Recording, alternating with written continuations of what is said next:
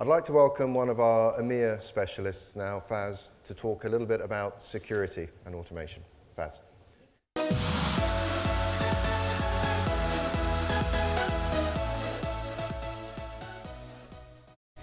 Good morning. So, the last talk of the morning, we had lack of coffee earlier on. It's just the one just before lunch. The room is a bit warm. But just a quick reminder that sleeping is only allowed on the post-lunch sessions. So if I do catch anyone nodding off, I might just gonna have to suddenly raise my voice. So, security automation. Do we have any security experts in the room today? Okay. Just one person there. Is anyone already using Ansible to automate anything security related in your day-to-day jobs that you do? Okay, so got more of those. So what we're going to talk about today is security automation using Ansible. And you may be thinking, what do we mean when we talk about security automation? And that's a very valid question, because the subject, the discipline of security automation, is very broad. There are so many different areas that could come under the umbrella of information security. But we're going to have a look shortly into what we mean in the context of this presentation. So when we are talking about security automation using Ansible, which areas is it that we are referring to? We're also going to have a look at why Ansible is a good fit for doing the security automation, because you may have other solutions there at the moment. Why is it that Ansible is a better solution compared to what you're doing at the moment? And you may decide that it's not, but we'll look into it. We will look at some playbook examples, and towards the end of my talk, I'll have a couple of slides to talk about the new exciting announcement that we had at Ansible Fest, which you heard about that earlier on in the opening notes this morning, and that's the Ansible security automation. We'll have a look into what that is later on. So I said we're going to go over the different areas that we touch on in this presentation in terms of information security. We have things like application security. And that's usually just protecting our application against potential vulnerabilities. And it involves things like SQL injections, or doing anything pretty much that's related to the application layer. Things like cross-site scripting, which is one of the most common sort of web attacks at the moment on the application security, on the application layer. Then we have network security. This is what we're concerned with in terms of packets, when we are testing our connections and making sure that no unauthorized network traffic is going in and out of our network. Then we have forensics and incident response. These are the things that we normally do after an attack has happened. People come in, they look at what happened, what was the root cause of the problem, and taking measures into how we can prevent further attacks from happening later on. We have penetration testings. Those are things like you just do an authorized attack within a system just to find out and identify the vulnerabilities. Fraud detection and prevention normally is just a security that mainly concerns with financial transactions and things like that. And at the end, we've got governance, risks, and compliance. And those are normally a set of policies that we need to, or standards that we need to apply to our system to make sure we keep things secure. When we talk about information security, normally we just say that it's not an easy subject to tackle. And the reason behind that is that there are so many factors that are affecting information security. So there are so many things that come together as a whole and affects the way that we need to be securing our systems. These things are like things like people, processes, economics, and technology. What we mean by each of these, the people aspect of it, let's face it, we're all human. We are not like computers. We can't be always 100% focused. We make mistakes and introduce a vulnerability to our system.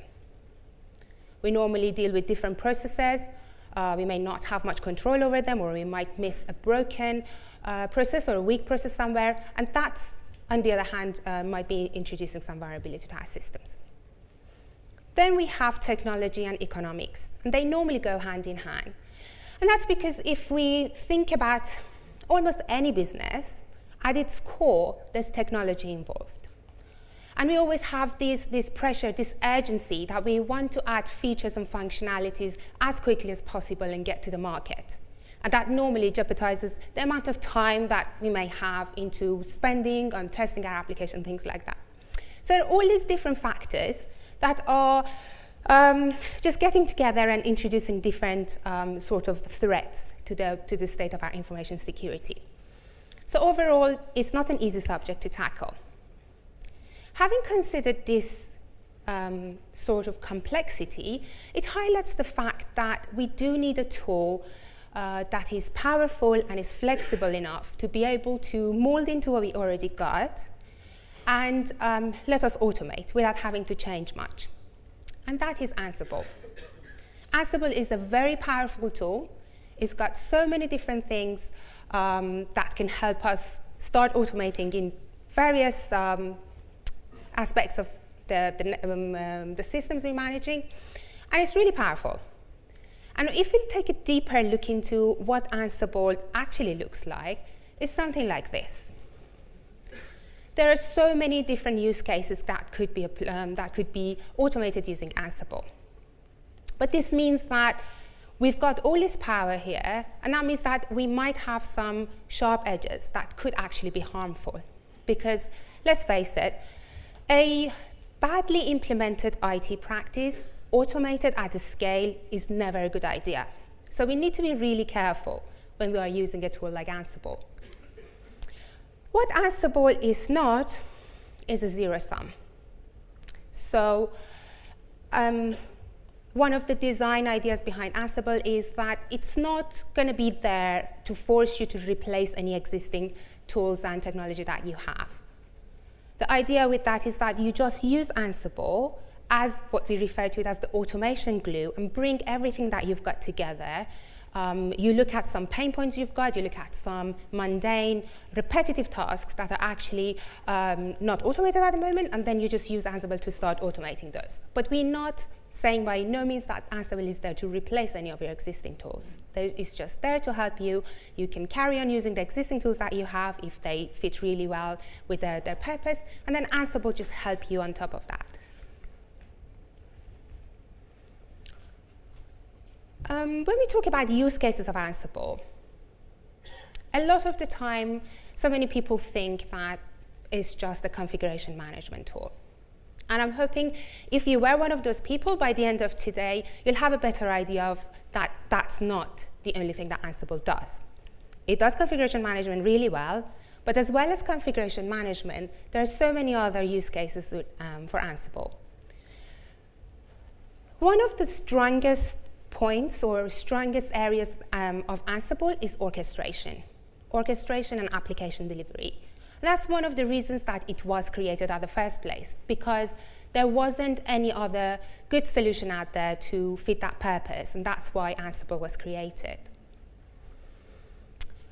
We have the provisioning part of Ansible, which works really well. We have the continuous delivery, and we have the network automation as well. As you can see, we don't have the security automation up there, because usually when we talk about Ansible use cases, security automation is not often up there on those squares. But if you are to add security automation as well to these use cases, it won't be one of those squares up there. It would be something like this. So the reality is that Ansible will be embedded within the entire ecosystem in terms of security automation. And that goes back behind one of the principles of DevSecOps or rugged DevOps. I don't know if any of you deal with this on a day-to-day basis, or you know about rugged DevOps. So the idea is that you don't think about security you don't deal with security as an afterthought. Security needs to be something that's involved from the day one in any process that you start.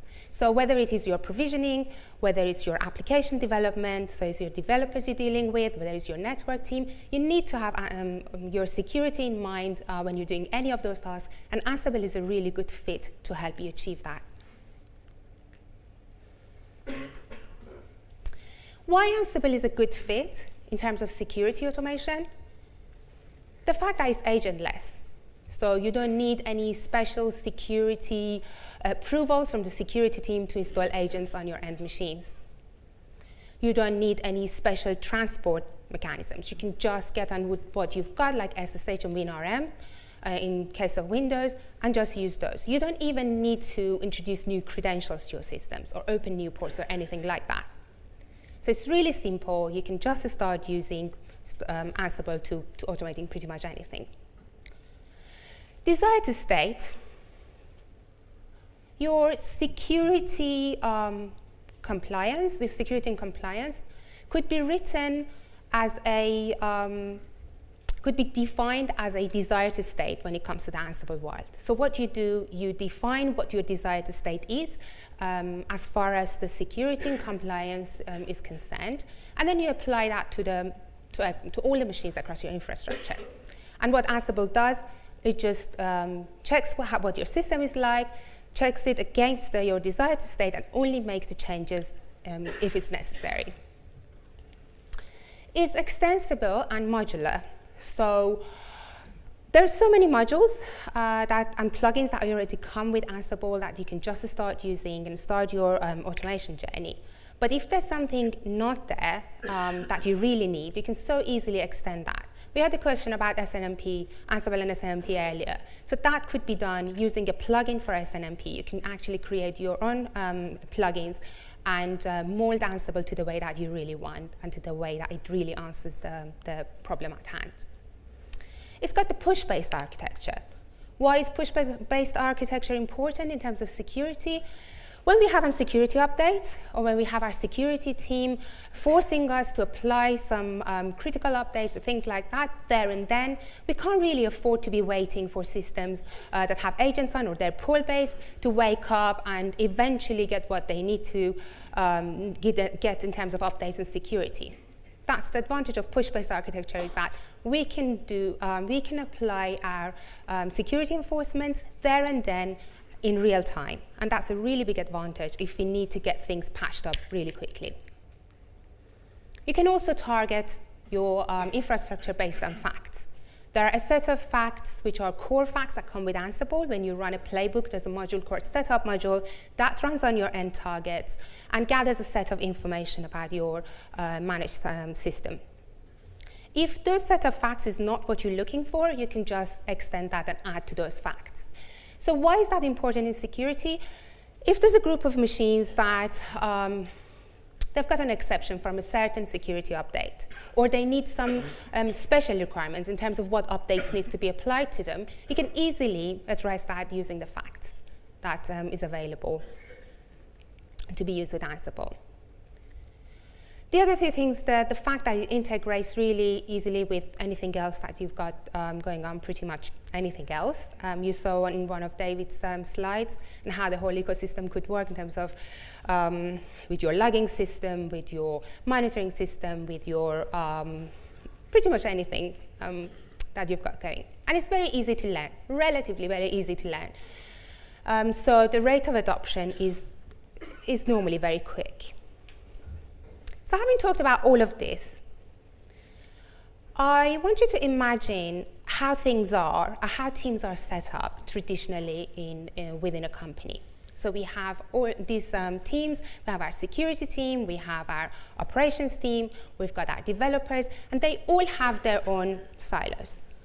They have, the end goal is the business goal, so we're all working towards the same goal, but on a day-to-day basis, the goals might come across as differing.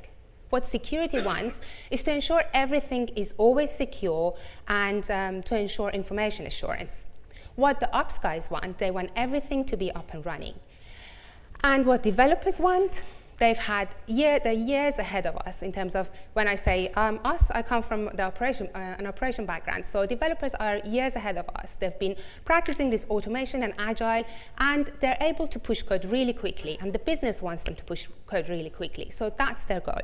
And as you can see, these are sort of differing in terms of with what security wants us to do. Often, there is not that much communication going on between these teams. What happens every now and then is that the security team comes up with a long document that they want the other teams to be compliant with. They want those long documents to be applied to the system, and they just throw it over this wall of separation. So we have these silos going on in between them. But now, if you imagine, if all these people could actually write playbooks and communicate with each other using those playbooks. So rather than having their own jargon, their own buzzwords that the other teams may not understand, now they have this unified way of communicating. How is that going to help in terms of this nice figure of 8 of DevOps? Is that now the security team knows how to write playbooks, so rather than that long document that they may be emailing or sharing with the operation team or the development team, now what they can do is write that in terms of a playbook.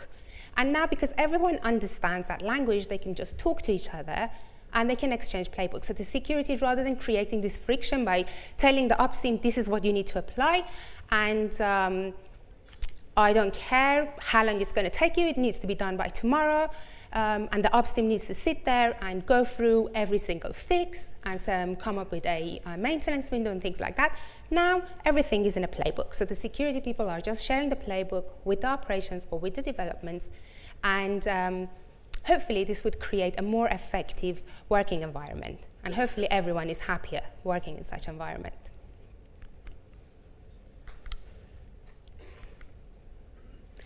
So this is about Ansible. Now, Ansible Tower. When we talk about Ansible Tower, we say it provides an enterprise framework around your current automation. What we mean by enterprise framework. So one of these features, there are a set of features that enable this enterprise framework. One of these is the feature to do with role-based access control. A few years ago, I used to work in a support team. And as a part of my job, I had to answer support calls or emails or tickets and things like that. One day I was on my own, and there was an email that came from the big boss, the head of the unit. He had some email issues that I had to sit there and troubleshoot what the problem was. So I was getting really stressed out. I was by myself and had to figure out how to solve this problem. So I was sitting there. I wasn't a very experienced member of the team. This was years ago. And I sat there trying to troubleshoot this, looked at possible fixes that I could be applying to this issue. As I was sitting there, I thought, like, all right, maybe I delete some cache files. That might sort out the problem. So as I was sitting there with root access to the main NFS server, I sat there and I was thinking what the next step is. So I typed rm-rf / and I was thinking what it is that I need to do next. And for some reason, something took over and I pressed enter. And everything froze. And it took me a good few seconds to find out what was going on. It actually took a while to sink in. And it was one of the worst days of my professional life. So I had to call my manager. I did not know how to get the backup up and running. So at the same time as I really, really wanted to melt away and die, now I had to answer these calls that people would call and just say, oh, I can't log in, or systems are slow, and things like that. So everything got on a hold, as you can imagine. So now, had we had Ansible and Ansible Tower back then, this would have saved a lot of heartache and stress, and it would have saved me from one of the worst emotional scars of my professional life ever. So what would have happened? First of all, if we were using Ansible and Ansible Tower, first of all, I would not be given root access on the server, or I would not be able to even log in directly on one of the masons. There wouldn't be any need for it. So that's one of those things that Ansible would have provided. And the other thing is the role-based access control. So if we did have Tower, I would have been given the rights that I only needed to, rather than being able to delete everything on the main NFS server. So that's what role-based access control provides for you. It sort of protects you from maybe the junior members of the team that they might not know what they're doing, or from contractors, or things like that. I'm sure you can just extend that to your own scenario. The other thing is the credential. The other aspect of the enterprise framework is the credential management of Ansible Tower. So when you enter any credential for your managed machines, whether it's username and password, SSH keys, or whether it's your cloud keys, the information is encrypted on the time you enter it into Tower and can never be retrieved. So it's encrypted and stored securely in the backend database. So if you have a team of cloud architects that are, let's say, work with AWS, so they don't need to know what your secret key is. You enter it in Tower and you can let them use that key. And let's face it, we know now the cloud skills are really hot. We know those recruiters are out there trying to lure the best cloud architects into other roles. So in case any of your cloud architects leave, you don't need to change all of the keys, because they never knew what that key was. That's the thing with credentials. You can plug in Ansible Tower with any of your existing, whether you've got LDAP or AD, you can plug in Tower to that and just make use of what you've got already. And as of the newest version of Tower, Tower also supports OAuth 2 as of the one before last version of Tower 3.3. The self-service aspect of Tower in terms of security also is quite useful, because let's say if you've got a policy that, let's say you need to change password every 60 days, we've got a playbook example of that coming up later on. Now you can let every department to run the playbook that takes care of changing this password every 60 days. You can just give them the self-service access to run that playbook, and then they can just choose the password they want. And that's because Ansible Tower provides this use of surveys for you. So you can use parameterized playbooks and give the users the freedom of choosing the certain values for the parameters. Right, now let's look at some playbook examples.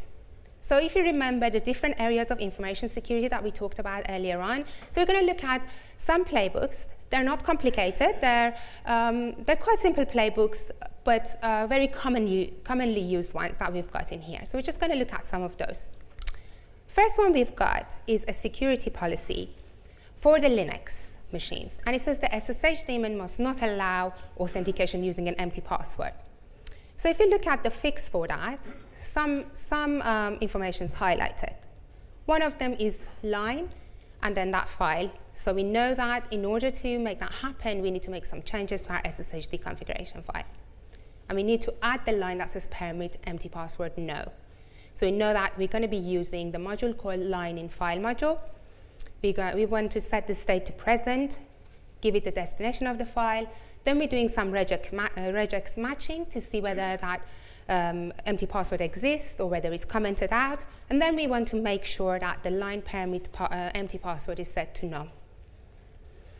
And one of the most important part of this playbook is the validate part. So what it does for you, there and then, it checks your SSHD config file for validation. So it saves a lot of time from, it could happen, it's probably happened to some of you, that you just save the badly formatted SSHD configuration file, and then you just break SSH, you lock yourself out and things like that. But then doing something like that, using validate in a playbook like that, prevents you from all of that. So it's really important in things like sudoers or SSHD configuration to use something like that. And because this module is intelligent, it's not going to, every time you run it, it's not going to add a new line. It's just going to check for the line. If it's there, it's not going to make any changes. So it's different to if you do sed or any other text tool that you may be using. The other example is a network example. So we have the requirement or the rule is that the network element must only allow management connections for administrative access. So the fixed text is telling us that we need to set up some sort of an ACL. We've looked at the networking talk before, so now we know that we can use the iOS configuration module What we're doing in this playbook is that we're creating an ACL using the iOS module for those IP addresses, assuming that they are our management IP addresses. And then in the second part, we are applying those ACLs that we've just created. So we are applying that to our VTY lines, and we're only allowing SSH, and we're just giving it some timeout in there. The other example is a security policy for Windows. Anonymous enumeration of shares must be restricted. That doesn't mean much to me because I don't know much about Windows, but if you look up that rule, you know that is some registry key that you need to change. So the value for that registry key needs to be set to what is there on the slide. So you can use the WinRegEdit module that comes with Ansible. All the Ansible modules come with a prefix of Win, so you know that you're dealing with Windows modules, and they use WinRM and PowerShell. So it's nothing magical, similar to the Linux world. It's just instead of Python, it's using PowerShell. So before I go over this slide, as you can see, we had security policies on 3 different domains. We had Windows, we had Linux, and we had networking. So these are different teams that, under normal circumstances, probably don't even talk to each other. They can't understand each other's languages. But now that we are using playbooks to make things happen, now they can understand the other team's language.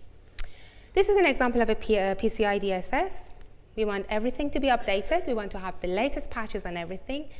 We have the YUM module and also the apt module. So we are writing one playbook. We are targeting one inventory. It doesn't matter whether we've got Red Hat or Debian. This playbook is going to target all of them. And what we're doing is using the Ansible facts that I talked about earlier on. So the fact that's being used in here is the Ansible OS family. So we're just using the value of that in order to make some logical decision making to see if you are applying something to a Red Hat machine or a Debian machine. That exclude bit is quite useful because sometimes you may not want to be updating your kernel there and then, so you can exclude the stuff from your playbook. That's an example of changing a root password. I use that as an example for Ansible Tower. This is a playbook that can help you do that. So we are passing the password and also the password hash as variables to this. So if we were using Ansible Tower to make this happen, we would use surveys and then let users choose their own passwords using the parameter that we would allow them to set in. If you are not using Tower and you're using the command line and you want to do this, make sure you're using Ansible Vault rather than having just plain text. Is anyone using Ansible Vault here? Okay, so quite a good number of people are familiar with it. That's great. This is an example of remediation.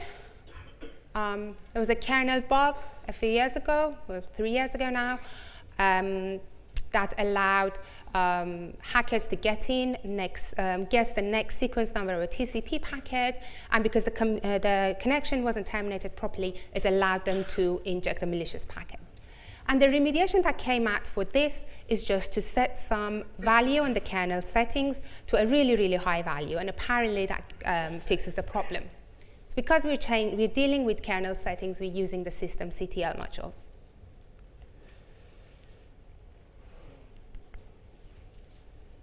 This is an example playbook for the High Sierra root bug that came out last year, well, 2 years ago now.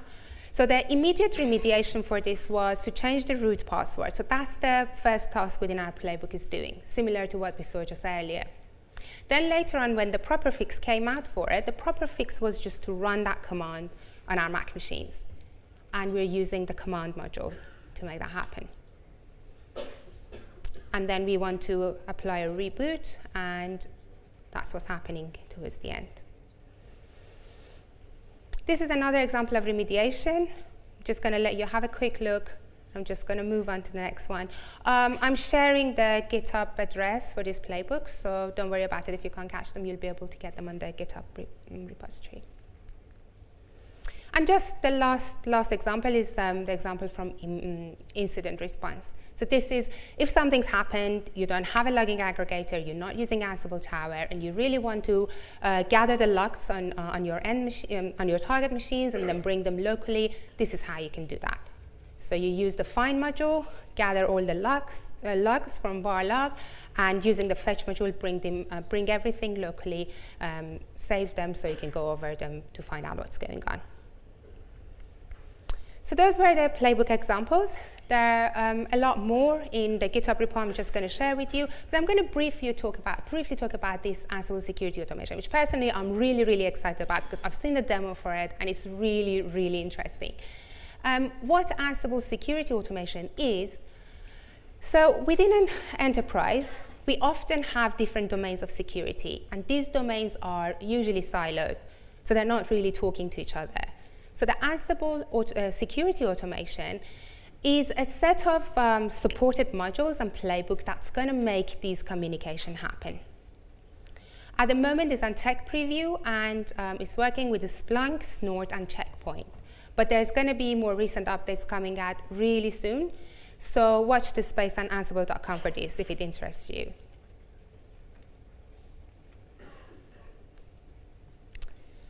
I mentioned that what we had in the agenda, that I'll show you how to get involved if you're interested. So these are different projects on GitHub that you can get involved with.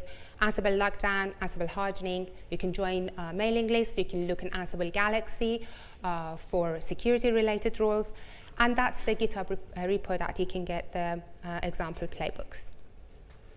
So we talked about security, information security. We talked about security automation, why Ansible is a good fix, and this is how you would get involved. And with that, I think I'm just over time. So thank you very much.